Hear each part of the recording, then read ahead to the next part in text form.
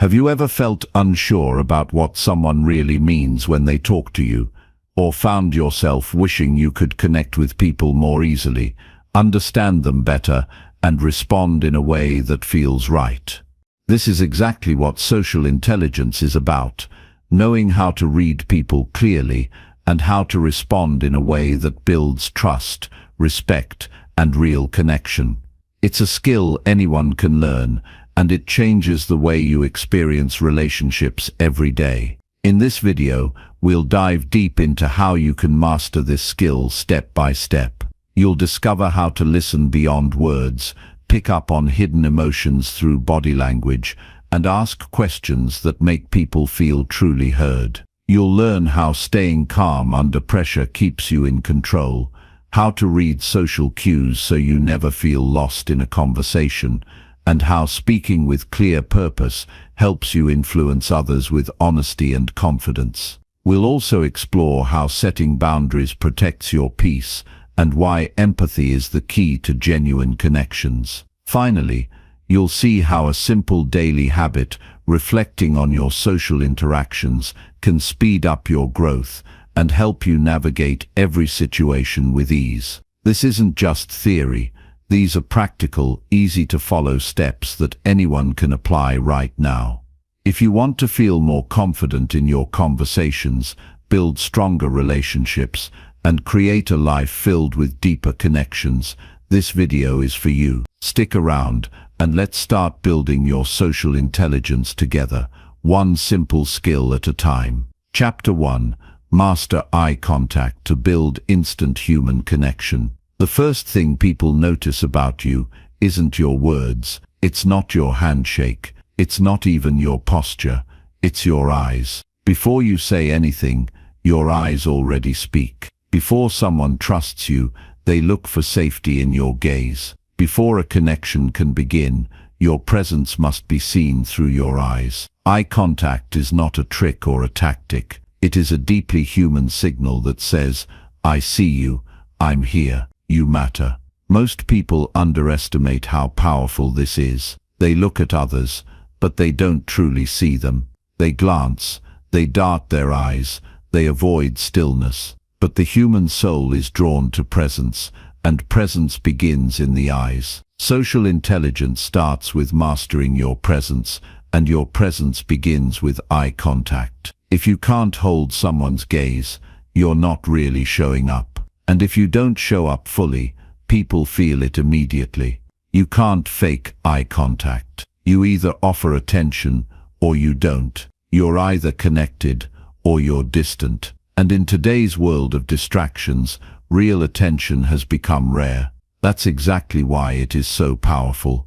The rarest currency in any conversation is undivided attention. When you give that to someone, they notice, they lean in, they trust you. And over time, they remember you. To master eye contact, you must first understand why you may avoid it. Most people don't avoid eye contact because they're rude. They avoid it because it makes them feel exposed. Holding someone's gaze can feel vulnerable, almost as if they're seeing inside you. That discomfort is exactly what makes it powerful. If you want to connect deeply with people, you must be willing to be seen. That doesn't mean you need to overshare or pretend. It simply means you must stand in your presence without flinching. You must meet others eye to eye and let your stillness speak.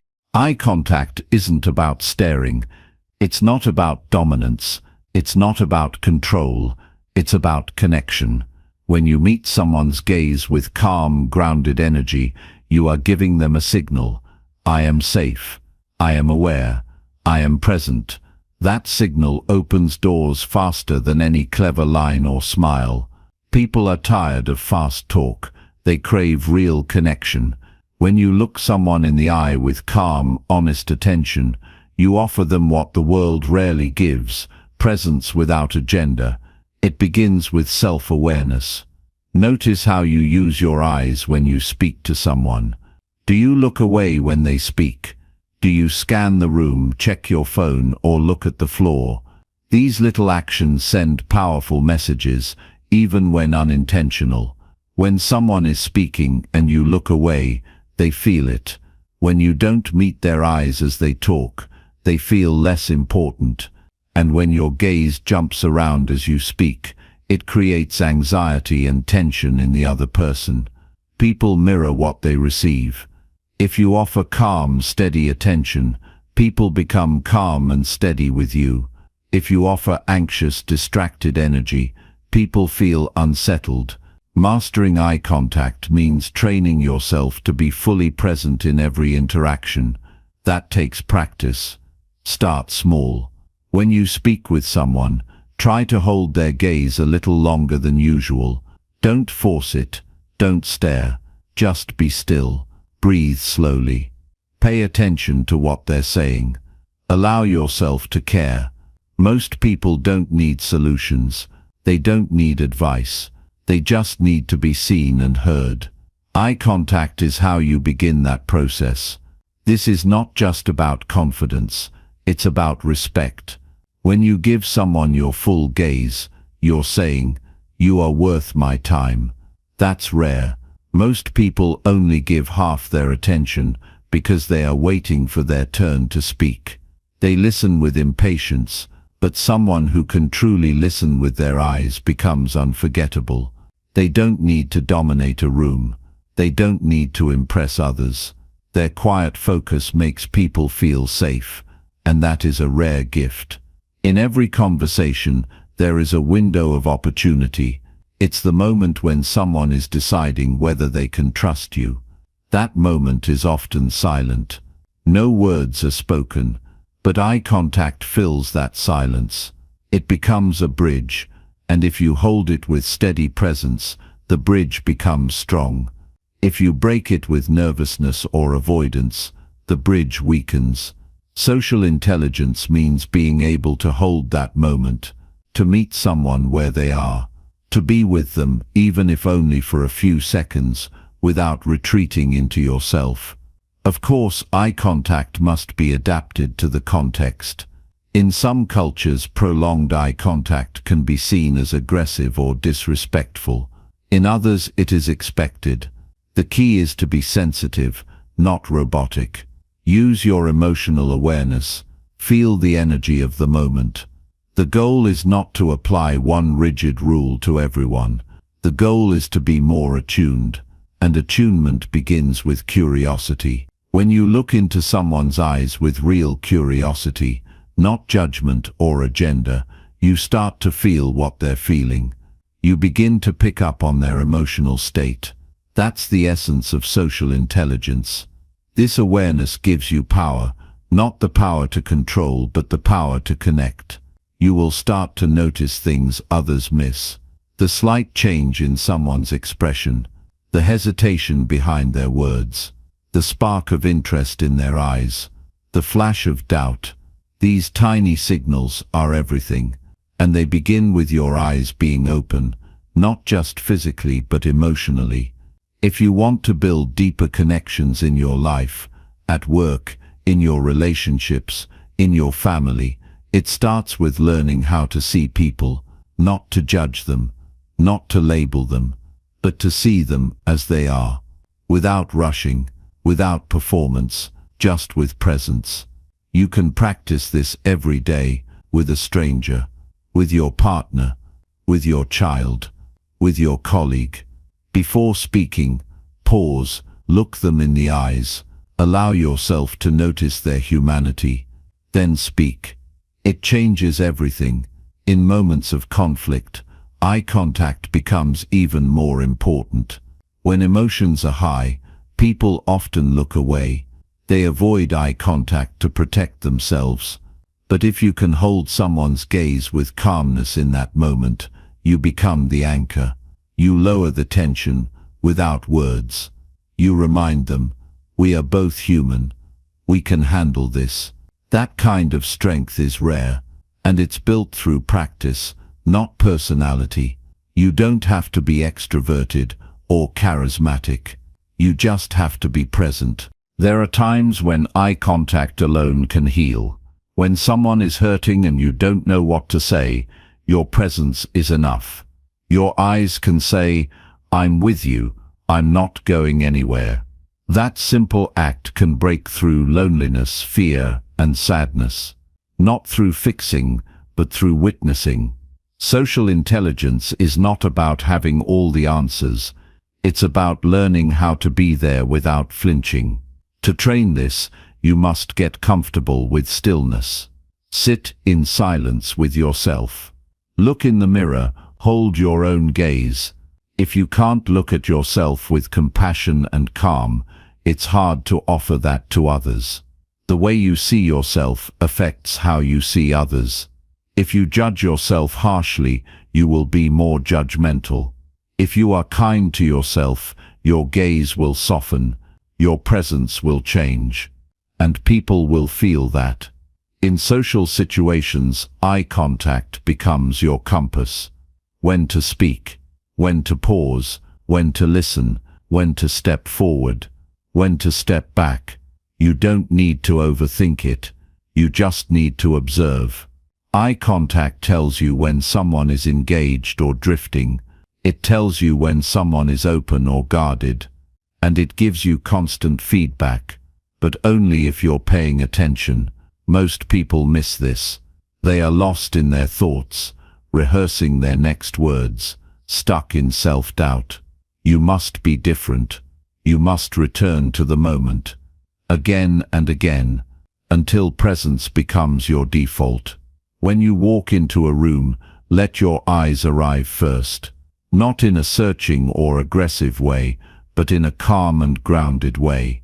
Look at people, nod, greet them, hold their gaze for one more second than you usually would.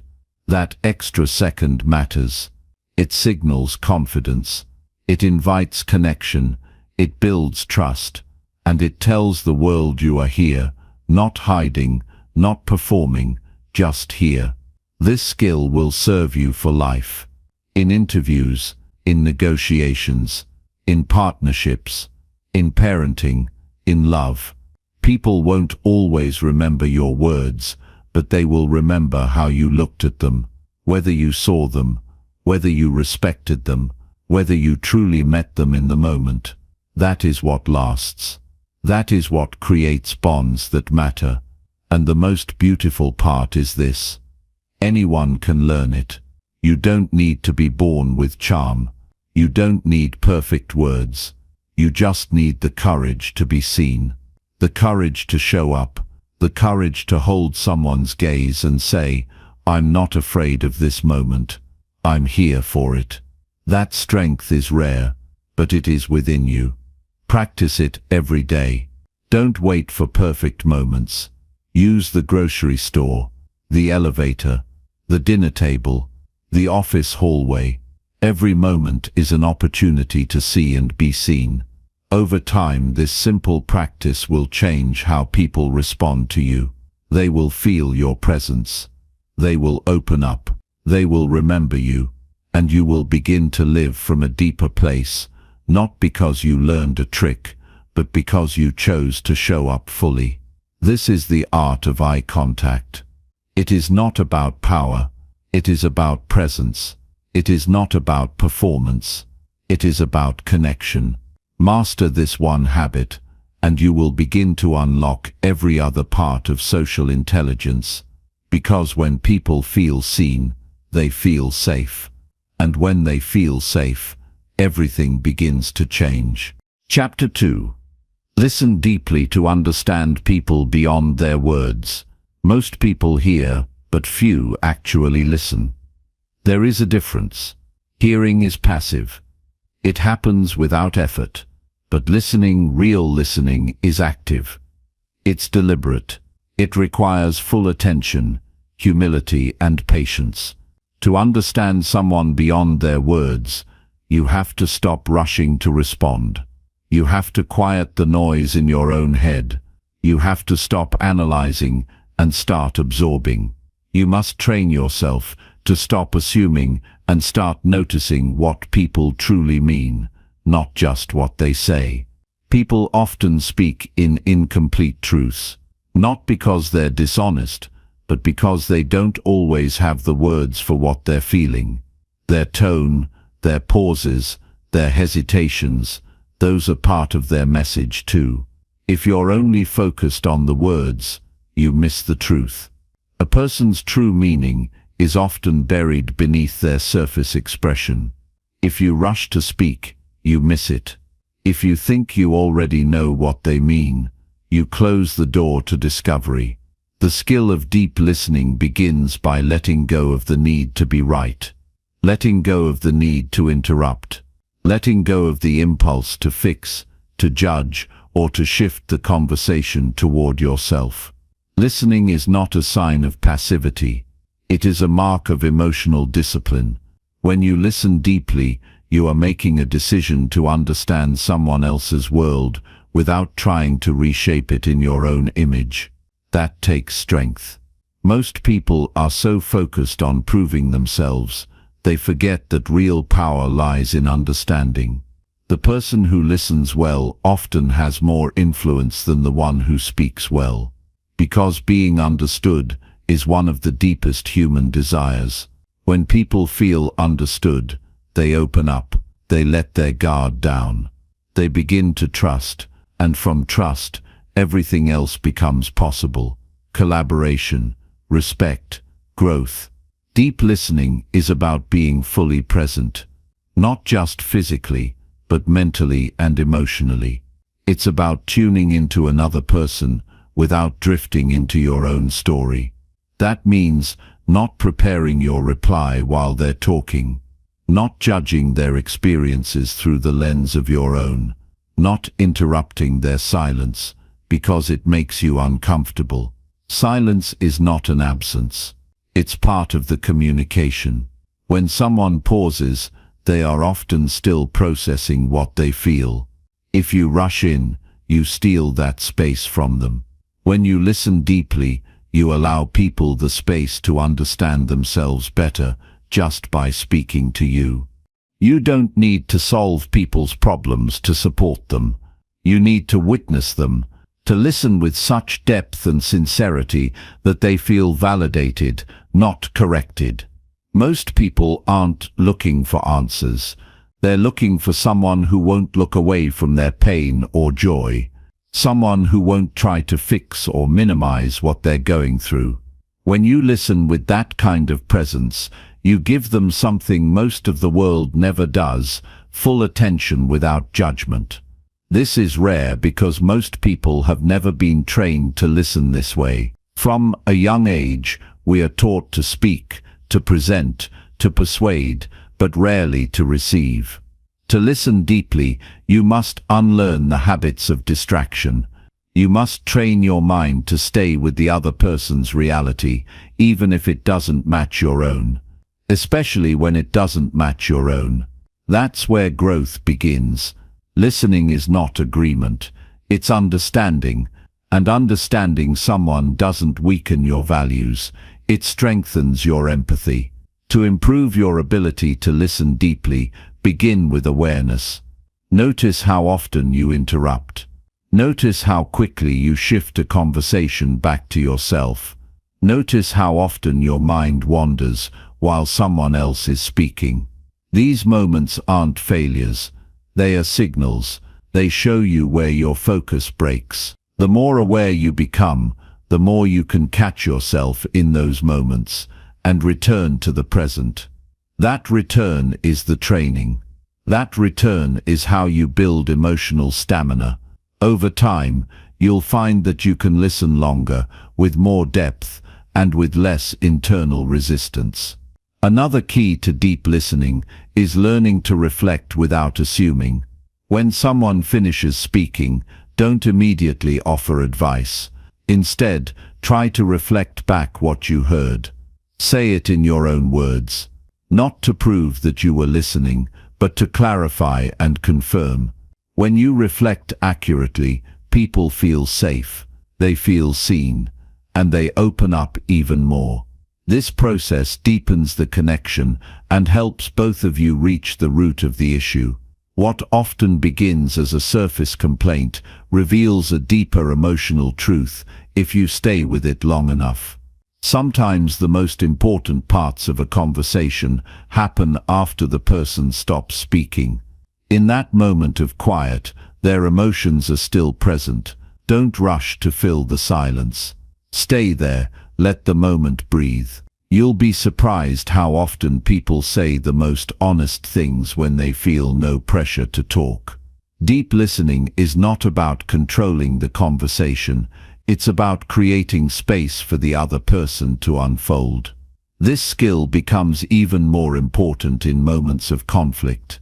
When emotions rise, people often feel unheard. Their volume goes up because their sense of safety goes down. If you respond with defensiveness or solutions too quickly, the tension grows. But if you respond with stillness, if you hold their emotion without pushing back or shutting down, something shifts. The temperature drops. The conversation opens. Listening in conflict is not about agreeing. It's about showing the other person they matter, even in disagreement. You can practice deep listening in every part of your life. With your partner, with your children, with your friends, with strangers, with yourself. Yes, even with yourself. The way you listen to others is shaped by how you listen to your own emotions. If you avoid your feelings, you will avoid theirs. If you judge yourself quickly, you'll do the same to them. But if you learn to be patient with your own inner world, you'll extend that patience to others. The world is noisy. Everyone wants to be heard, but few want to listen. If you become the person who listens, truly listens, you will stand out. Not by being loud, but by being rare. People will seek you out, not because you have all the answers, but because you give them space to find their own. And that is a powerful form of leadership. The truth is, deep listening changes both people. The speaker feels safe enough to be real. The listener becomes wiser, more grounded, more connected. It is a silent exchange, but its impact runs deep. You don't need to talk more to connect with others. You need to understand them. And understanding begins with listening, fully, deeply, patiently. This is not about perfection. You will drift. You will interrupt. You will forget, but each time you return to the present moment, you build the muscle. You become more human, more available, more attuned.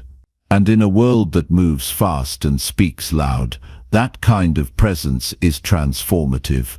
Chapter 3. Observe body language to unlock hidden emotions fast. Words can be chosen, edited and rehearsed, but the body speaks without planning.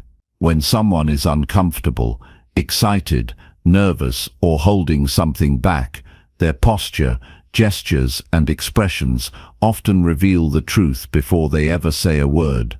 Learning to notice these silent signals can help you respond more wisely in any social setting. It gives you insight others miss. Most people look at faces but don't really see what they're showing. They hear tone but don't match it to movement. They miss the small shifts, the subtle cues, the tension behind the smile. But when you train yourself to observe body language carefully, you develop a deeper understanding of people. You see what they're really feeling, not just what they want you to believe. It starts by slowing down and paying attention. Before you can read body language clearly, you have to be fully present. If you're distracted or rushing to speak, you'll miss the moment. The truth isn't always loud.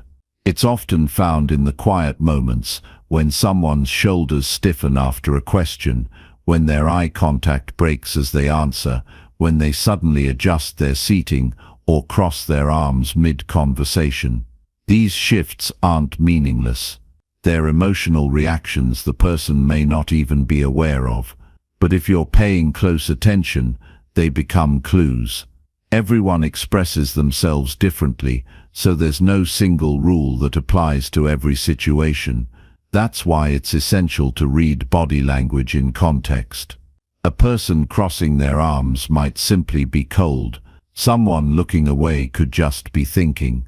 But if they were open and expressive a few moments ago and now suddenly withdraw, something likely changed. You have to watch for patterns. One signal might not tell you much, but several small cues over time begin to paint a fuller picture. It's not about jumping to conclusions. It's about noticing emotional shifts and staying curious about what might be happening beneath the surface. Facial expressions carry a lot of emotional weight. The eyes in particular hold more honesty than words ever could. A genuine smile involves more than the mouth. It lights up the muscles around the eyes. When someone forces a smile, it often looks tight and disconnected. Their eyes stay neutral or even tense. You can sense when it doesn't match. That mismatch is the signal. It tells you there's something more going on. The same goes for nodding or laughing. People often use these to be polite, not because they're genuinely agreeing or enjoying themselves. But if you observe closely, you'll start noticing when their responses feel automatic versus when they're truly engaged. Hands and arms can be equally revealing. When someone is relaxed, their movements tend to be open and fluid. They use gestures naturally. Their hands might move with their words, but when someone feels anxious or defensive, their hands retreat. They may fidget, touch their face, or hold something tightly. These behaviors often signal discomfort. Arms crossed over the chest, especially when sudden or sustained, can be a barrier. It's a way of closing off. It doesn't always mean rejection, but it usually means withdrawal. Again, look for patterns. Was the person open before? Did something trigger a change?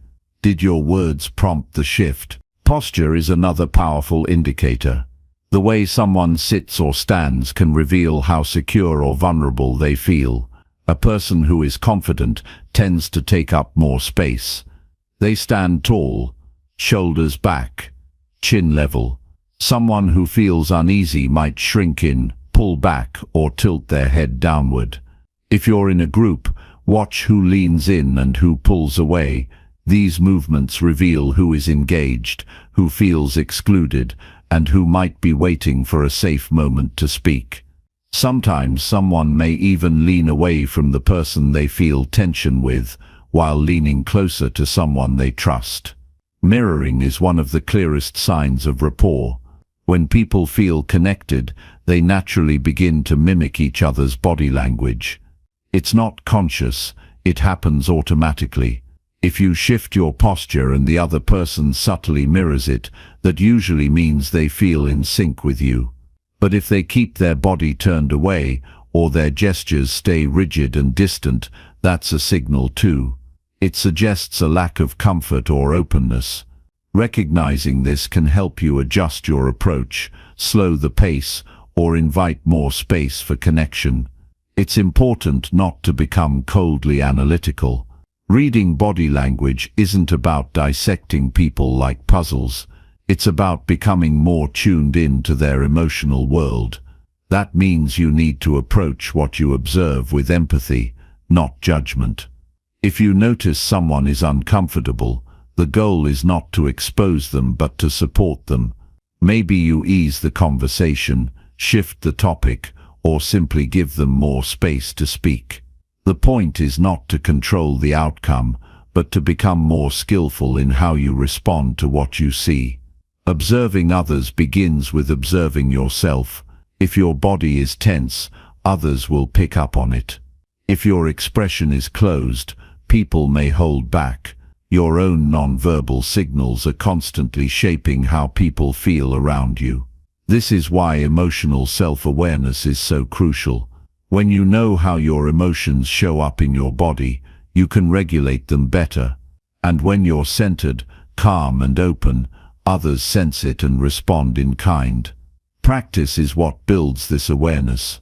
Try spending one day where you say very little in your conversations and instead focus on noticing. Watch how people walk into a room. Notice their energy before they speak. See how they sit, how their hands move, where their eyes go. After the interaction, reflect on what you observed. Were there any shifts in their body language? What might have triggered them? Over time, you'll start recognizing patterns that repeat across many different people and settings. One of the most powerful benefits of reading body language well is that it makes people feel understood, even when they haven't said much. If someone is holding back but you sense their discomfort and gently ask if something's bothering them, they may feel seen in a way they rarely do. It takes courage to notice someone's deeper emotions and kindness to meet them with care rather than pressure. This is where social intelligence becomes emotional leadership. It's not just about noticing more, it's about using what you notice to lift the moment, not manipulate it. This kind of sensitivity makes you more trustworthy. People are drawn to those who see them clearly and treat them gently. When you can identify what others feel before they explain it, they feel safer with you. And in a world where most people are too distracted to notice the emotions in front of them, your presence becomes something they remember. Mastering the ability to observe body language is not about technique. It's about presence. It's about tuning in so deeply that nothing important slips past you. It's about reading the room not to impress, but to understand, and with understanding comes connection. Not surface-level interaction, but real connection, the kind that builds trust, creates openness, and moves conversations beyond the ordinary. Chapter 4. Ask thoughtful questions to create trust with anyone. Most people speak to be heard, but few ask questions that make others feel seen. The power of a well-placed question is often underestimated, yet it's one of the most direct paths to building genuine trust. When you ask someone a question that goes beyond surface-level curiosity, you send a message that you are interested in their world, not just what they do, but how they feel, what they believe, and who they really are underneath the routine. This kind of curiosity makes people feel safe enough to open up, and safety is the foundation of trust. You cannot force someone to trust you, but you can create the conditions where trust grows naturally. Asking thoughtful questions is one of those conditions. The questions you ask shape the direction of every interaction you have. If your questions are shallow, the conversation stays small. If they're centered only around tasks or logistics, the connection stays transactional. But if you learn to ask questions that reveal emotion, meaning, or personal values, the conversation deepens. You create a space where people can be themselves without fear of being judged. You move from polite exchanges to honest connection, and this is where influence, rapport, and emotional understanding begin to take root. Asking the right question starts with the right intention. If your goal is to manipulate, impress, or fix someone, even your most polite question will feel hollow. But if your intention is to understand, to learn, or to support, your presence changes the entire tone. People can feel when your attention is sincere. They notice when you ask because you care, not because you want something in return. That sincerity breaks down walls. It tells them you're not rushing to speak, you're choosing to listen.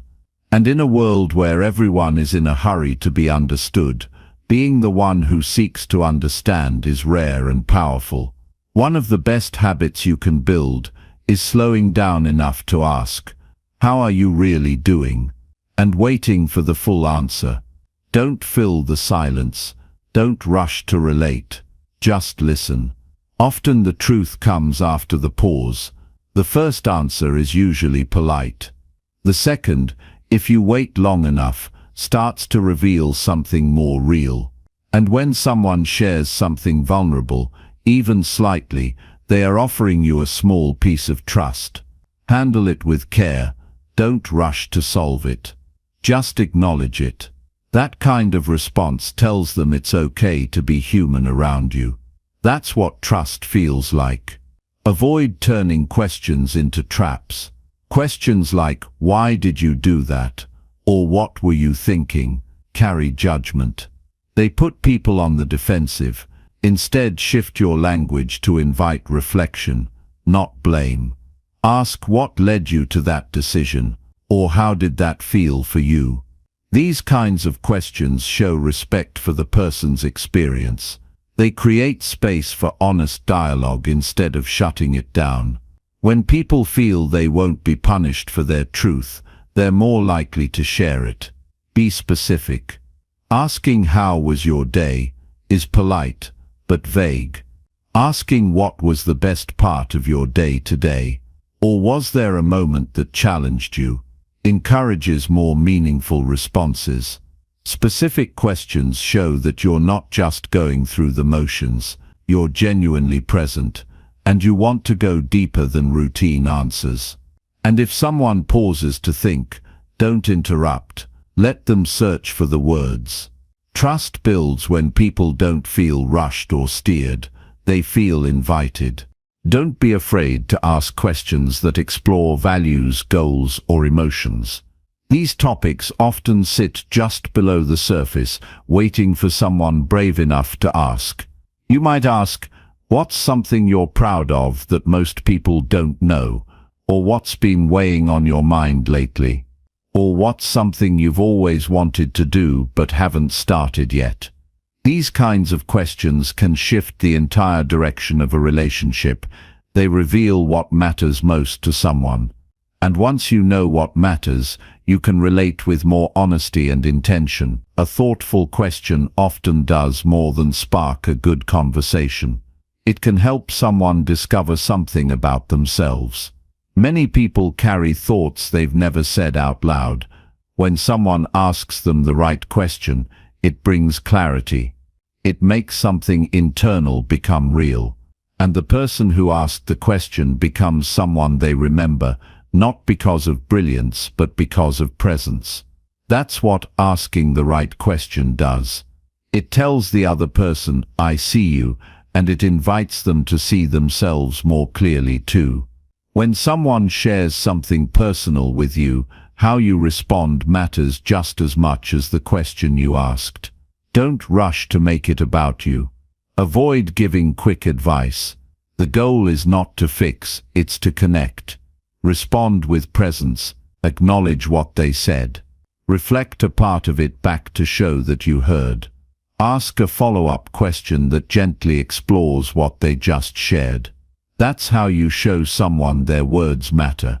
That's how you prove you're not just listening to speak, but to understand. Over time, these kinds of questions create a reputation. People begin to see you as someone who gets it. They talk to you because they feel better afterward. They trust you because you don't use their answers against them. You become someone who doesn't need to speak the loudest to be respected. You listen with intention. You speak with care. And because of that, people naturally open up to you in ways they rarely do with others. In conflict or tension, questions can either escalate or diffuse the situation. A poorly timed or loaded question can make someone feel attacked, but a calm, honest question can help someone reflect. Instead of saying, "Why are you overreacting?" you might ask, "What's making this feel so intense right now?" That shift in tone invites a conversation, not a confrontation. The right question can turn defensiveness into dialogue. It can turn frustration into understanding, but only if it comes from a place of humility and patience. Trust is fragile, but it's not complicated. It grows through small moments of consistency. It builds when someone realizes they can be real with you without fear. And asking thoughtful questions is one of the simplest ways to prove that. You don't need a script or a strategy. You just need to care enough to be curious. You need to stay long enough in the silence to hear what's not being said. You need to value what the other person is experiencing as much as what you're trying to express. If you want deeper connections, Don't try harder to impress, ask better questions. Look for what makes the other person light up. Listen for what's weighing them down. Stay present even when it's uncomfortable.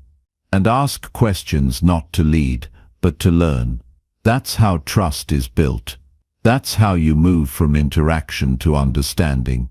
And that's how you become someone who people open up to, not because they have to, but because they want to. Chapter 5. Respond calmly to stay in control under pressure. In moments of pressure, the real test isn't what you know, it's how well you can hold yourself together. Control doesn't come from dominating others or forcing outcomes. It comes from managing your own emotions with discipline and clarity, especially when the room feels tense or the conversation starts to tilt toward chaos. When everyone else is reacting, the person who can respond with calm becomes the anchor. Calm is not weakness. It's power restrained. It's the kind of power that doesn't need to shout, rush, or prove. It just stands still while everything else moves around it. The ability to respond instead of react begins with your breathing. When stress spikes, your breath often becomes shallow without you realizing it. This tightens your chest, clouds your judgment, and feeds urgency. But if you train yourself to notice the breath first, you interrupt the cycle before it takes over. A slow, steady breath signals your body that you're safe, even when your environment feels unsafe. From that single decision, one breath, you open up a gap between stimulus and response. In that space, clarity enters. In that space, you regain your footing. Pressure reveals what your habits really are. If your habit is to speak quickly when you're uncomfortable, you'll interrupt. If your habit is to defend when criticized, you'll escalate.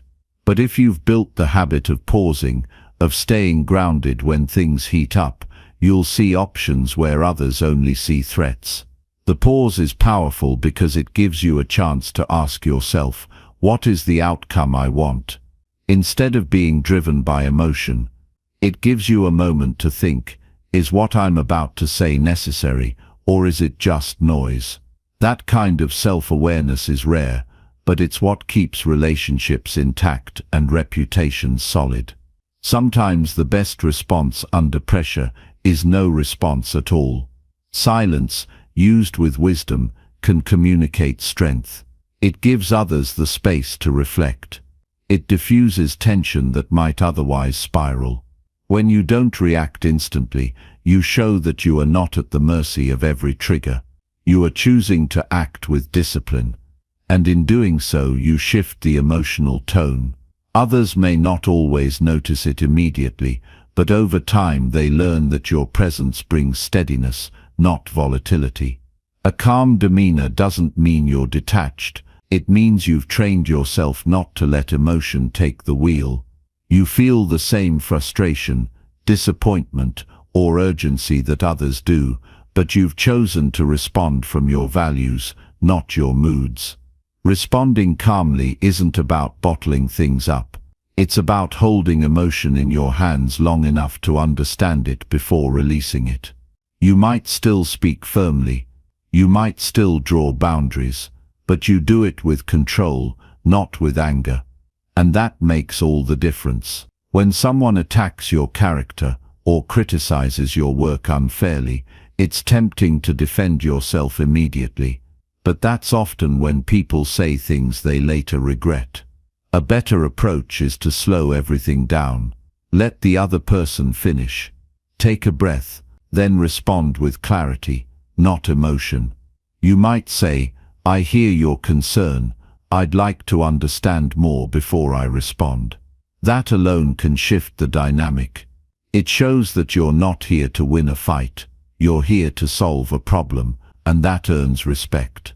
In situations where people are emotional, aggressive, or unpredictable, your calm response becomes a stabilizing force. If someone is yelling or complaining, matching their energy usually makes things worse. But if you lower your voice, speak slowly, and keep your posture open, you change the energy in the room. People subconsciously start to mirror that calm, not because you told them to, but because you modeled it. That's the kind of influence that lasts, not loud, not forceful, but deeply felt. Control under pressure often comes down to preparation. When you've practiced mental discipline daily, high-stress moments don't catch you off guard. You've already built the muscle of composure. This means staying calm isn't something you perform, it's something you've become. Through small daily acts like reflection, journaling, or mindful silence, you train your nervous system to stay balanced. That inner stillness becomes your greatest strength in a loud and reactive world. You don't need to respond to everything. Not every comment needs correction. Not every insult needs a comeback. Some things lose power when you refuse to feed them. That's not avoidance, it's mastery. You learn to conserve your energy for what actually matters. You learn to pick your battles, not out of fear but out of purpose. And when you do choose to speak, your words carry weight because you didn't waste them on noise. Staying in control means you understand the difference between urgency and importance. Many people confuse the two. They rush to react to whatever is loudest, thinking that speed equals effectiveness. But speed without strategy is chaos. When you slow down and focus on what truly matters in that moment, your response becomes intentional. You stop chasing control and start creating it.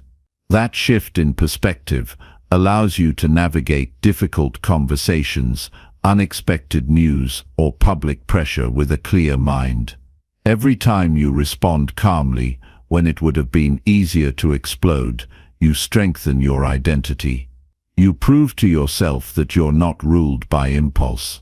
You build the kind of self-respect that doesn't need external validation.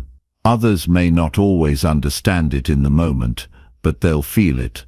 They'll notice that you're the one who stays composed when things fall apart, and in time they'll trust you more because of it. Control is not about being emotionless. It's about choosing which emotion leads. Anger might flash through your body. Fear might knock at the door, but you don't have to invite them in. You can acknowledge them without acting on them. You can feel them without letting them steer the moment. That's what emotional intelligence looks like in action. Not denying how you feel, but responding from a place of strength, not reactivity.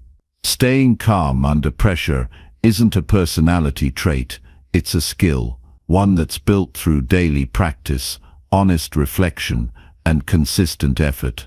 It's in how you start your day, how you manage your inner dialogue, how you respond when someone cuts you off in traffic. It's not about waiting for the big moment to be composed.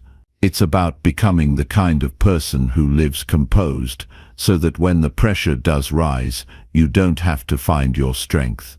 It's already there. Chapter 6. Read social cues to navigate every situation clearly. Every interaction you enter carries a silent language. People communicate far more through tone, posture, micro-expressions, and pauses than they do with their words. The unspoken elements of communication are often the most revealing, but they're only visible to those who know how to observe without rushing to judgment. When you learn to read social cues, you gain access to a deeper layer of understanding, one that allows you to see the emotional temperature of a room before you speak, sense tension before it erupts, and adapt your behavior with precision and intention. Most misunderstandings don't happen because people aren't speaking clearly. They happen because the signals being sent are not being fully received. Someone might say they're fine, while their clenched jaw says otherwise. Another might laugh, but their eyes reveal discomfort. These contradictions are not accidental. They are clues that reveal what's really going on beneath the surface. The ability to recognize these subtle signals is not about being clever or manipulative. It's about being attuned. When you pay attention, you begin to notice the rhythm of people's behavior, how their energy shifts, how their body opens up or closes off, how they respond to silence, how they mirror or avoid eye contact. All of it means something, and when you can see it, you make decisions from a place of clarity. To read a situation well, you must slow down.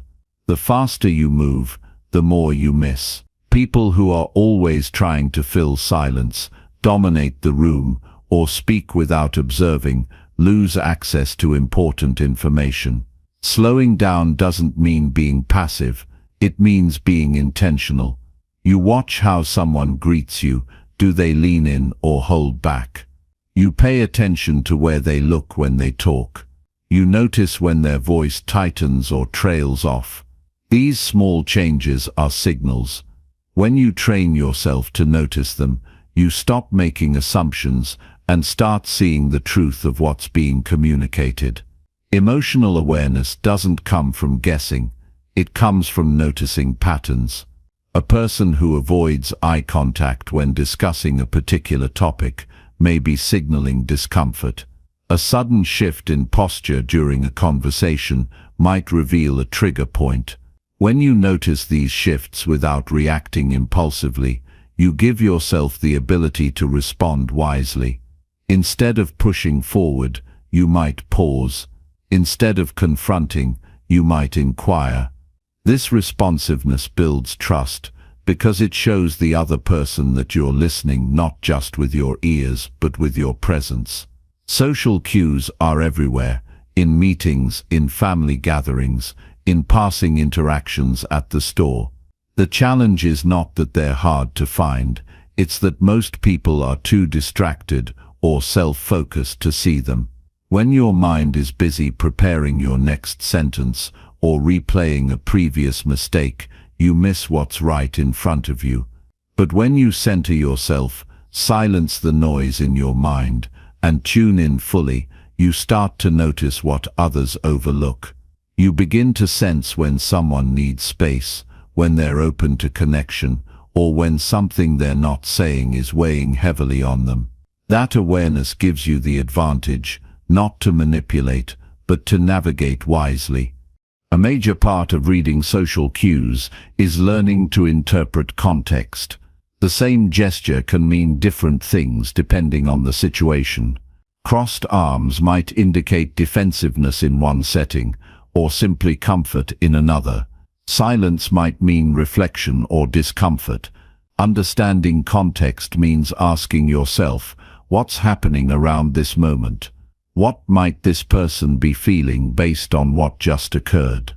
It's not about overanalyzing, it's about grounding your perception in reality. The more experience you gain in diverse social settings, the more accurate your instincts become. Reacting without reading the room is one of the fastest ways to lose trust. If you barge into a conversation with too much enthusiasm when the energy is low, you may come off as tone-deaf. If you make a joke when someone is emotionally withdrawn, it could deepen the divide. But when you take a moment to assess before you act, your words and behavior land with greater accuracy. You align with the emotional rhythm of the moment, and that makes others feel seen and respected. Social navigation isn't about being perfect, it's about being present. You will misread cues at times. That's part of the process. What matters is your willingness to course correct. If you sense that your comment didn't land well, acknowledge it. If someone pulls away, give them space and come back with sincerity later. The goal is not to control the dynamic, but to stay aware enough to move with it, not against it. This kind of social agility is what makes relationships sustainable, whether they're personal or professional. When you read cues effectively, you also protect yourself. You sense when someone's kindness is genuine versus performative.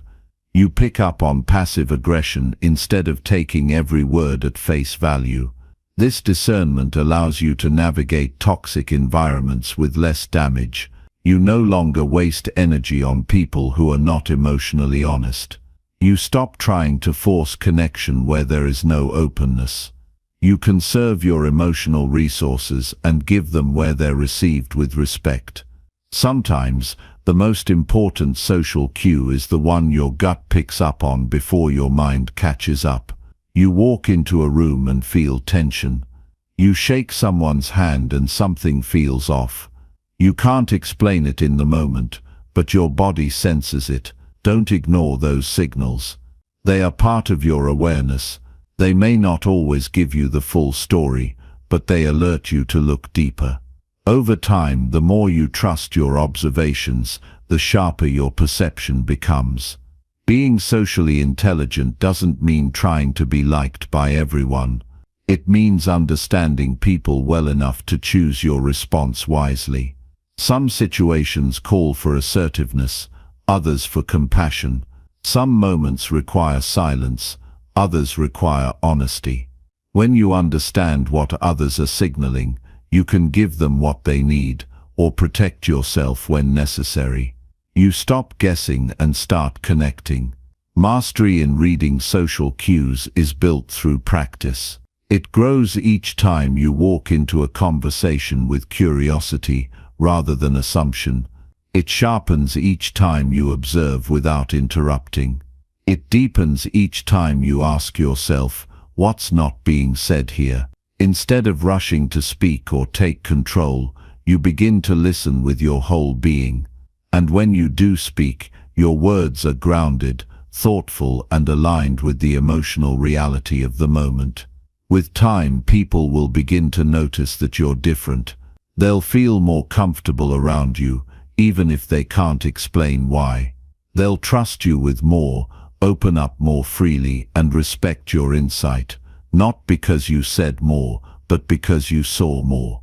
In a world filled with noise, your ability to quietly understand others becomes a rare and powerful gift. You don't need to announce it.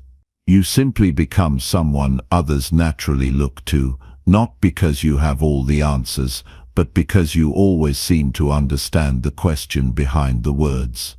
Chapter 7. Speak with clarity to influence others with purpose. Influence begins with how clearly your words reflect your intention. When you speak with clarity, you eliminate confusion and guide others with purpose. Clarity is not about using big words or complicated phrases. It's about saying what you mean in a way that lands with precision. Most people use more words than necessary, cluttering the message, diluting the impact. But clarity cuts through the noise. It brings confidence, trust, and direction. People follow those who can express themselves in a way that leaves no doubt.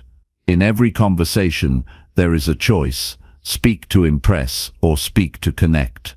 The former might earn attention temporarily, but the latter creates lasting influence. Speaking clearly doesn't mean always having the right answer. It means having the courage to be straightforward, the discipline to be concise, and the wisdom to match your tone to the moment.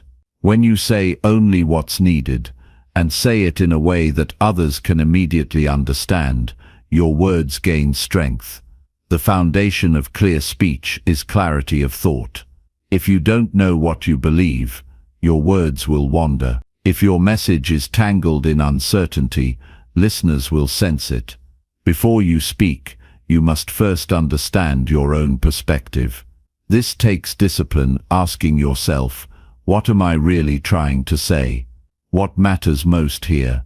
Only then can your language reflect conviction.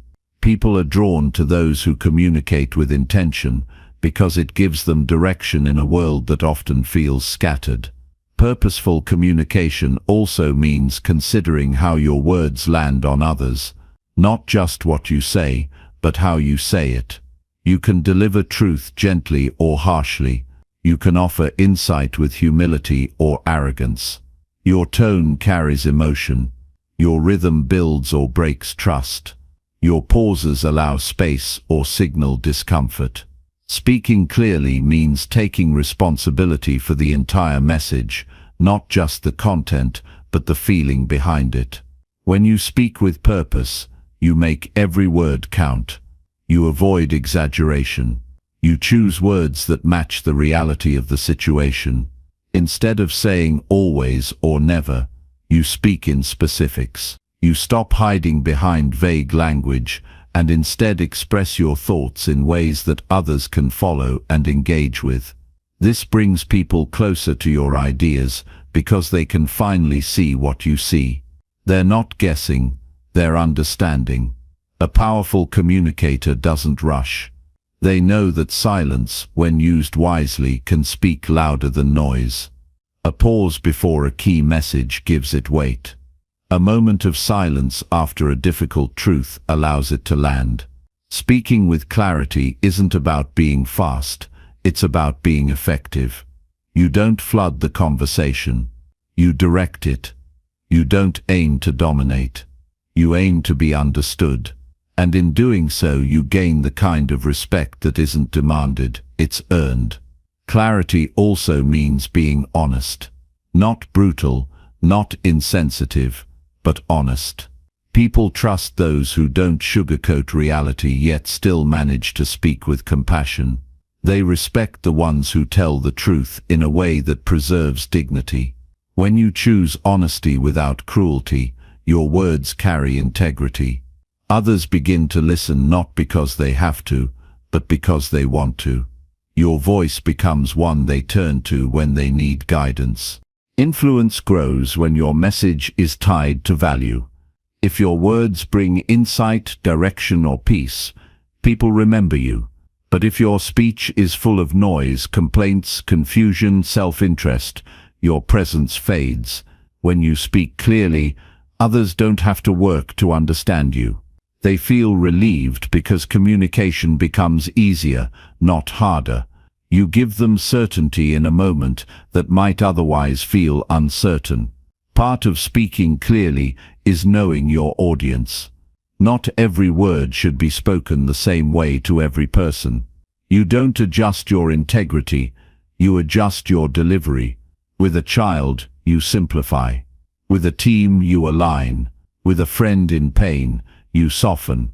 When you speak with clarity, you remain true to your message while choosing the most effective way to share it. This balance between consistency and flexibility makes you an influential presence in any room.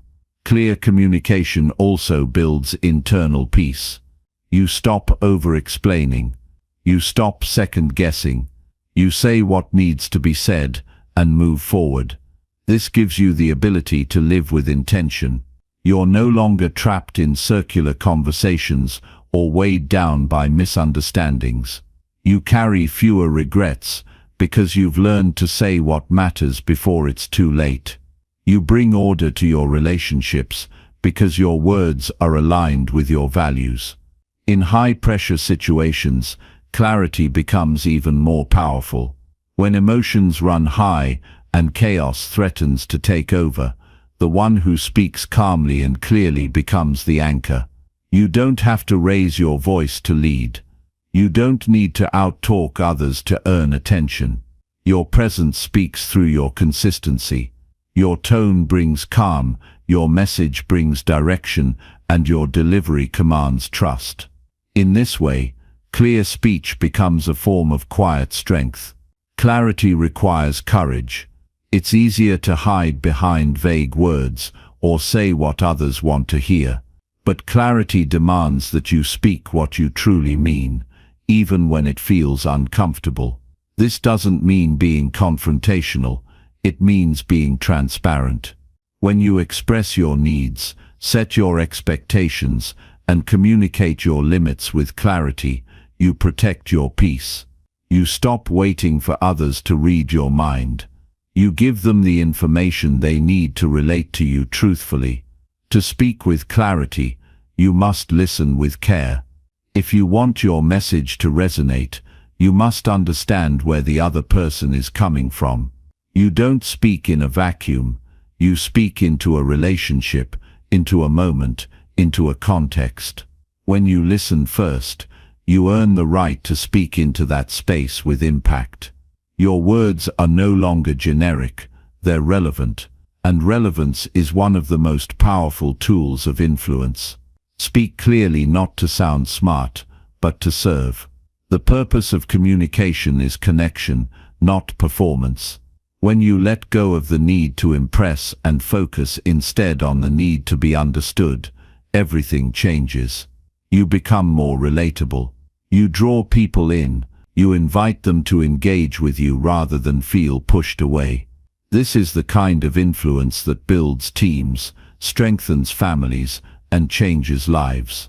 In every conversation, you're building something. You're either building understanding or confusion, trust or tension, clarity or doubt. Every word contributes to that structure. So speak like someone who is constructing something meaningful. Choose your words like someone who understands their weight. Deliver them like someone who knows they matter. When you speak with clarity, you leave no room for misunderstanding and no need for translation. You speak and people understand, not just your words, but your purpose behind them. Chapter 8. Set personal boundaries to protect your mental peace. Protecting your mental peace begins with a simple decision to define where you end and where others begin. It's not about pushing people away or creating distance for the sake of it. It's about choosing what you allow into your space, what you tolerate, and what you won't carry anymore. When you live without boundaries, you invite confusion, exhaustion, and silent resentment. You find yourself constantly managing other people's emotions, expectations, and chaos, while your own needs are left unmet. Eventually, your energy drains and your sense of self becomes blurry. That's when peace slips through your fingers. But when you set boundaries with clarity and firmness, you restore control over your life. You stop apologizing for protecting what keeps you well. Boundaries are not selfish, they are essential. They tell the world how to treat you. And when you set them with conviction, you give others a chance to relate to you in a healthy way. Without boundaries, people can't know your limits. They'll step over them, not always out of malice, but because you haven't made those limits visible. If you don't define your lines, someone else will define them for you, and you'll live by standards that don't reflect your truth. It's not always easy to set boundaries, especially if you've spent years ignoring your own discomfort for the sake of harmony. You may have been taught to prioritize politeness over honesty, or to stay quiet instead of speaking up when something felt wrong. But the cost of silence is heavy. It weighs down your joy. It clouds your relationships. It makes you feel invisible in your own life. When you begin setting boundaries, you're not rejecting people, you're choosing to value your peace above their expectations.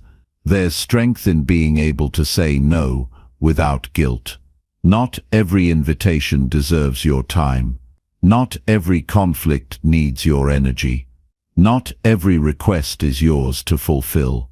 When you say no with clarity, you say yes to your well-being. That's not avoidance, that's wisdom. You're not walking away from responsibility. You're walking towards self-respect. And the more you honor your own needs, the more you attract people who respect them too. You can't be everything to everyone. When you try, you slowly become nothing to yourself. People-pleasing may feel like kindness, but when it comes at the expense of your peace, it becomes a form of self-abandonment. Boundaries help you stop betraying yourself in the name of being liked. They remind you that your needs matter. They teach you that your time, your energy, and your attention are resources. Not everyone is entitled to them. Setting boundaries doesn't require anger. It doesn't have to be loud, harsh, or defensive. True boundaries come from calm confidence. You don't have to explain or justify. You just state your truth clearly and consistently. And when people push back, as some will, you stay grounded. You remind yourself that the discomfort of enforcing a boundary is temporary, but the damage of neglecting it lasts far longer. Some people won't like your boundaries because they benefited from your lack of them. That's not your problem to solve. It's their adjustment to make. You're not responsible for their disappointment. You're responsible for your own mental health. And if someone truly values you, they'll learn to adapt.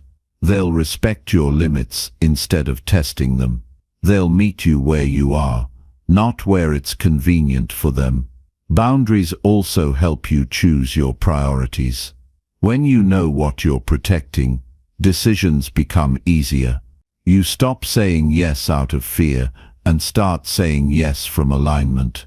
You begin to schedule your time around what nourishes you, not what drains you. You surround yourself with people who uplift, not those who expect you to shrink to keep the peace.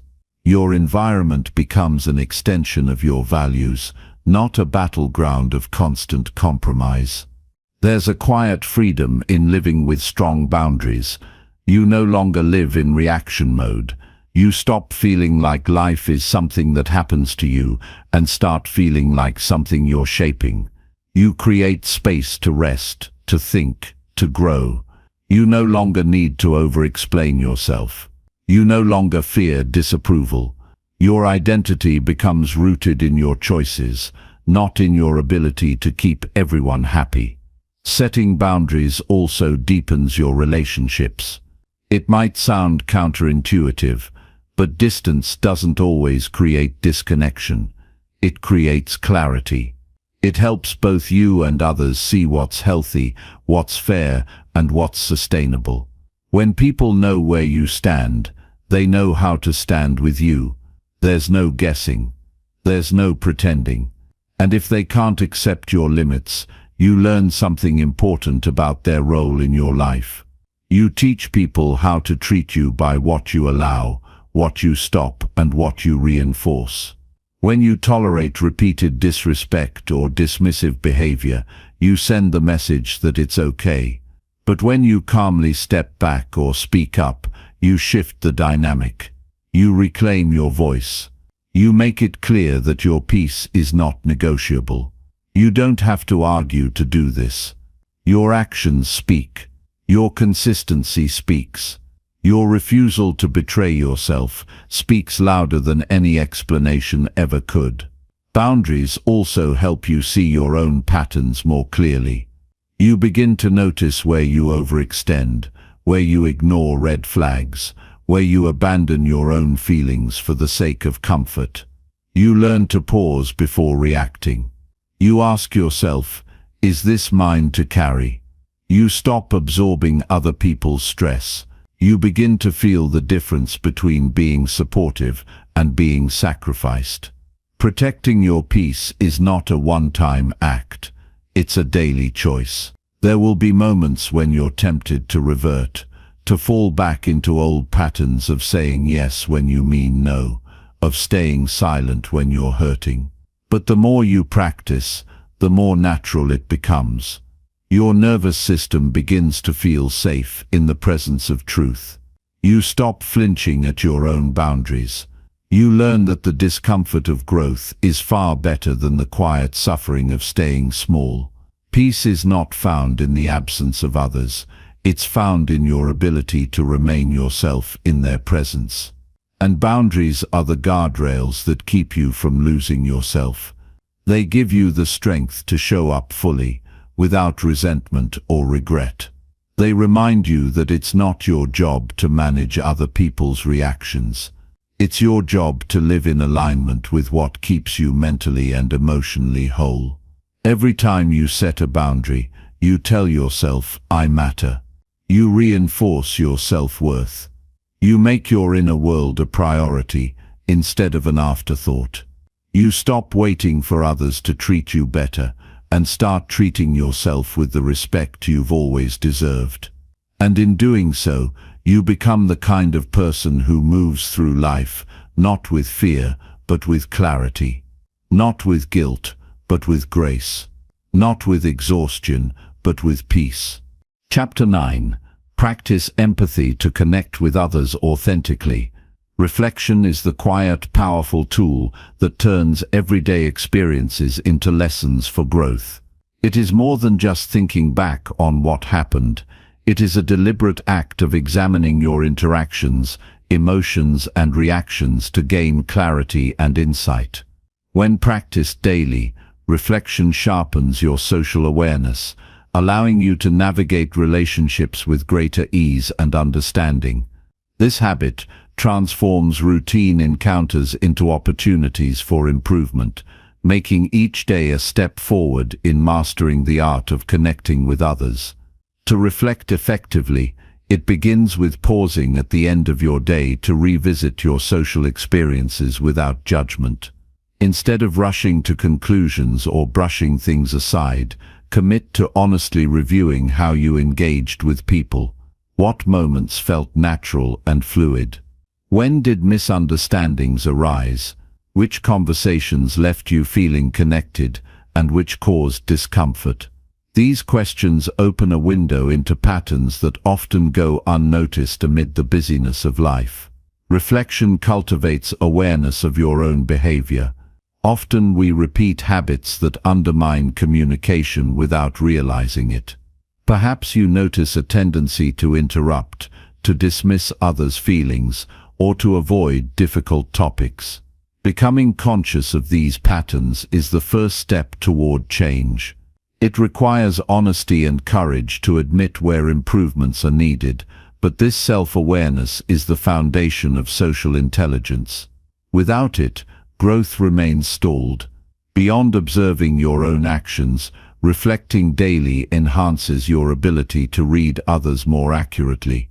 By recalling interactions, you can piece together subtle cues that you might have missed in the moment, the hesitation in someone's voice, a fleeting look of discomfort, or an unexpected silence. These details, when noticed over time, build a richer understanding of how people communicate beyond words. This heightened sensitivity equips you to respond with greater empathy and tact in future encounters. The process of reflection is strengthened by asking precise questions. Instead of vague evaluations like, "How did I do?" focus on specifics. What did I learn about this person's needs or feelings? Did I listen attentively, or was I distracted? Was my response helpful, or did it escalate tension? These pointed inquiries guide your mind toward meaningful insights rather than surface-level judgments. They encourage you to identify what worked well and what can be refined. Reflection also includes assessing your emotional responses. Strong emotions often cloud judgment and interfere with clear communication. By revisiting these moments in calmness, you gain perspective on why you reacted as you did. Were you feeling defensive? Did past experiences influence your feelings? Understanding the root of your emotions empowers you to regulate them better next time, maintaining composure and clarity during social exchanges. Making reflection a daily practice builds discipline. Like any skill, social awareness strengthens with consistent effort. Setting aside even 10 minutes each evening to quietly review your day fosters a habit that rewires your brain for greater mindfulness. This small investment of time yields a profound return: improved relationships, reduced conflict, and deeper connection. The key is persistence, as transformation rarely happens overnight, but through steady, intentional practice. Journaling is a powerful tool to deepen reflection. Writing down your thoughts helps organize feelings and observations that might otherwise remain vague. When you record what transpired and your reactions, you create a tangible record of your social growth. Over weeks and months, this journal becomes a mirror reflecting your progress and revealing recurring themes that require attention. The act of writing slows the mind, allowing insights to emerge naturally. Another vital aspect of reflection is humility. Acknowledge that social intelligence is a lifelong journey, and perfection is neither realistic nor necessary. Mistakes and misunderstandings are inevitable, but they are also valuable teachers. Embracing this mindset transforms setbacks into opportunities rather than failures. When you view every interaction as a chance to learn, you release the pressure to be flawless and open yourself to genuine improvement. Reflection invites curiosity rather than criticism. Approach your social experiences with the intention to understand rather than to judge. This shift in perspective fosters patience and kindness toward yourself and others. You begin to see complexities rather than black and white outcomes, recognizing that communication is nuanced and influenced by countless factors. This broader view enhances your ability to adapt and respond thoughtfully. Sharing reflections with a trusted friend, mentor, or coach can amplify growth. Discussing your insights with someone who offers constructive feedback creates accountability and fresh perspectives. Others can highlight blind spots or affirm progress you might overlook. This dialogue enriches your reflection, making it more dynamic and actionable. It also models vulnerability and openness, reinforcing social bonds through shared exploration. Reflection is not only backward-looking, but also forward-thinking. As you learn from past interactions, set intentions for how you want to show up tomorrow. Define clear goals for improving your listening, patience, or assertiveness. These intentions guide your behavior and keep you focused on continuous development. By combining reflection with purposeful planning, you turn insight into practical change. Daily reflection builds resilience. Social interactions are unpredictable, and challenges will arise. The habit of reviewing and learning equips you to bounce back from misunderstandings or conflicts more quickly. You become less reactive and more strategic, able to maintain your composure and navigate difficulties with grace. This resilience strengthens your relationships and your own sense of peace. The impact of daily reflection reaches beyond individual conversations.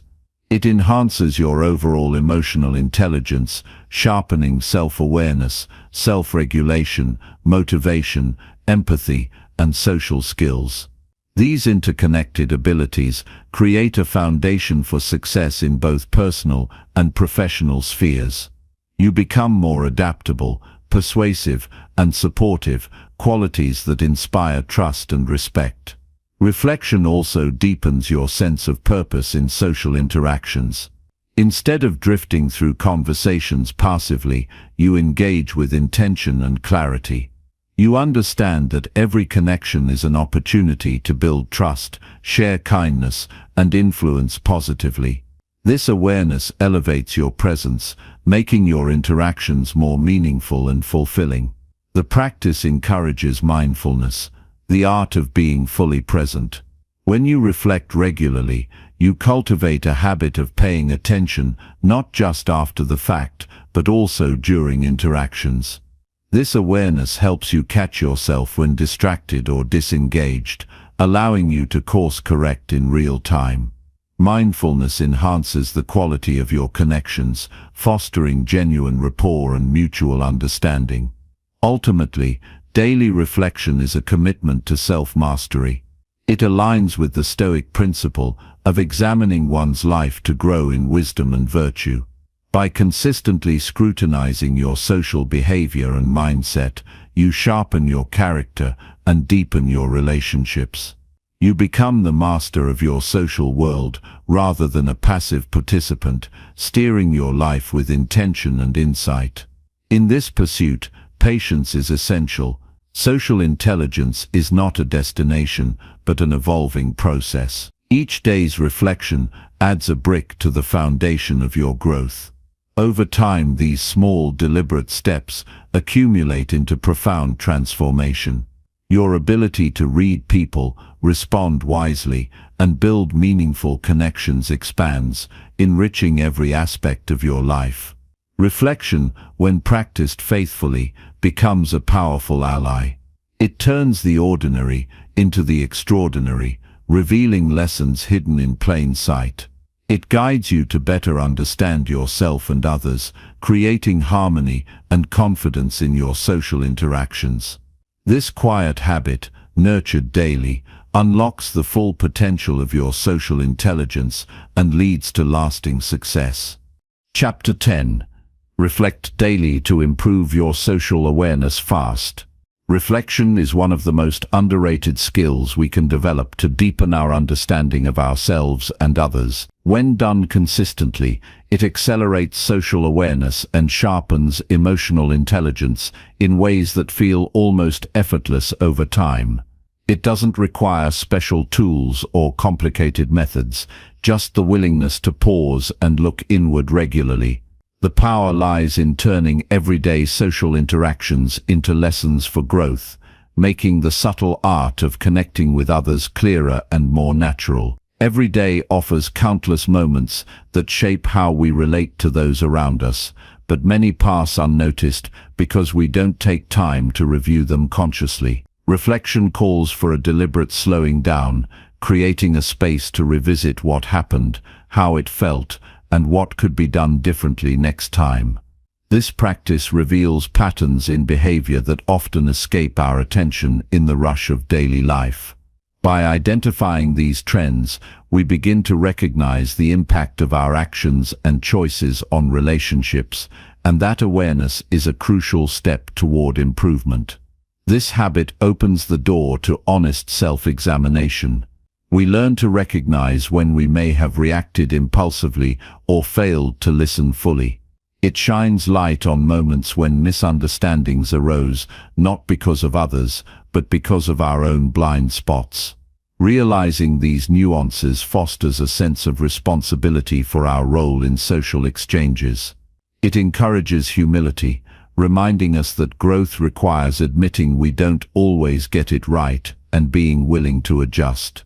An essential part of reflection involves tuning into the emotions that surface during interactions.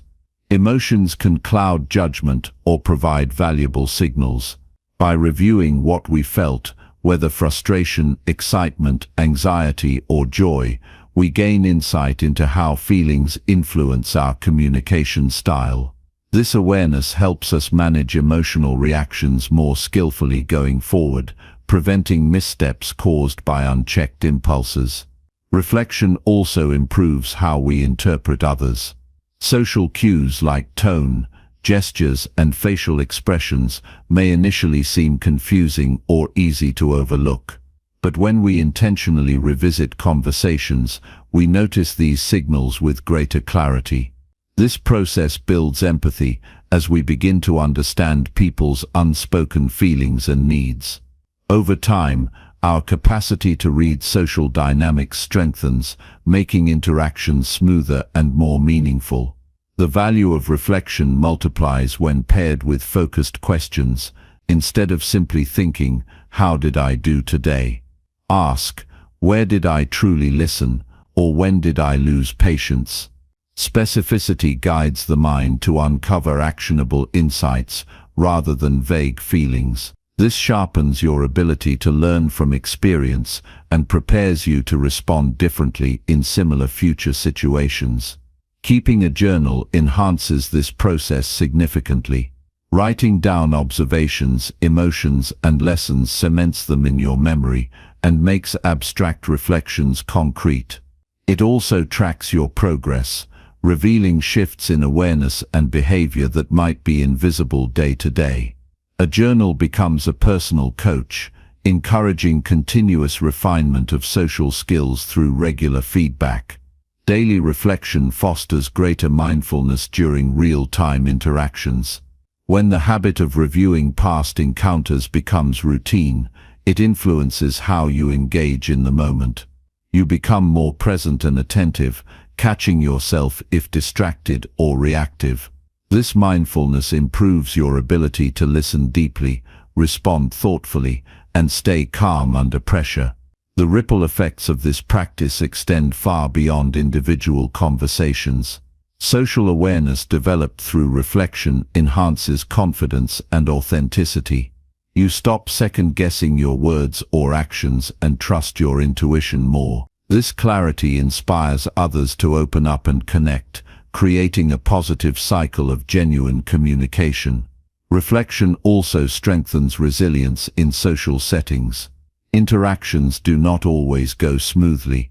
Misunderstandings, disagreements, and awkward moments are part of human connection. By reviewing these challenges calmly and constructively, you build the emotional stamina to handle future difficulties with grace. This resilience reduces anxiety and helps maintain mental peace, even in tense situations. One of the most profound benefits is the transformation in how you view relationships overall. Reflection shifts focus from merely exchanging words to cultivating meaningful bonds. You begin to appreciate the complexity of human behavior and the effort it takes to connect authentically. This broader perspective enriches your social life, turning routine interactions into opportunities for growth and understanding. Regular reflection requires commitment, but can be simple and quick. Even 5 to 10 minutes each day is enough to spark significant change. It can be done mentally before sleep, during a quiet walk, or through written notes. The key is consistency. Small, daily efforts compound, leading to deepened insight and more effective communication over weeks and months. Humility remains central throughout this journey. Recognize that social awareness is not a destination, but an ongoing process. Each reflection reveals new layers of understanding, and perfection is not the goal. Instead, aim for progress and kindness toward yourself. Celebrate improvements, learn from mistakes, and stay curious about your growth. Sharing reflections with a trusted confidant can deepen the process. Discussing insights and challenges with someone supportive offers fresh viewpoints and encouragement. It also models vulnerability and openness, strengthening bonds through shared exploration. This collaborative approach accelerates learning and fosters accountability. Reflection sharpens decision-making in social contexts. As your awareness grows, you become better at choosing how to respond rather than react automatically. You develop intuition about when to speak, listen, assert, or step back. This skill enhances influence and trust, making your presence more impactful and respected. Incorporating reflection into your daily rhythm builds a foundation for emotional intelligence. It nurtures self-awareness, empathy, self-regulation, and social skills simultaneously. These interconnected strengths create a holistic approach to interpersonal success, equipping you to handle diverse social situations with confidence. Ultimately, the practice of daily reflection empowers you to take charge of your social experience. It transforms interaction from chance encounters into intentional exchanges. You become more attuned to subtle signals, more skillful in responses, and more genuine in connection. This mastery opens doors to richer relationships and greater personal fulfillment. With persistence, reflection leads to lasting transformation. Each day's review is a building block, creating a resilient, adaptable, and emotionally intelligent you. This foundation supports all aspects of life, family, friends, work, and community, enhancing your ability to thrive socially and emotionally. Reflection, practiced faithfully, becomes a compass guiding your social journey. It turns awareness into wisdom and connection into opportunity. The simple act of looking inward daily ignites a powerful cycle of growth, making you not only more socially aware, but also more compassionate, present, and authentic in every relationship you nurture.